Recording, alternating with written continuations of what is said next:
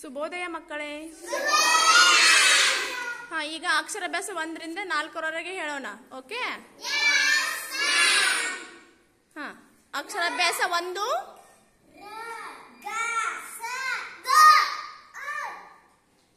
ಹಾ, ಅಕ್ಷರಾಭ್ಯಾಸ 2. ಹಾ, ಅಕ್ಷರಾಭ್ಯಾಸ 2. ಹಾ, ಅಕ್ಷರಾಭ್ಯಾಸ 3.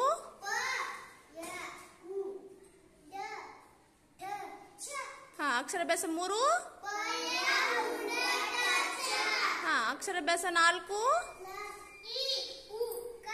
ಹಾ, ಅಕ್ಷರಾಭ್ಯಾಸ 4. ಓಕೆ, ಎಲ್ಲರೂ ಸೇರಿಸಿ ಹೇಳ್ರಿ. ಅಕ್ಷರಾಭ್ಯಾಸ 1, 2,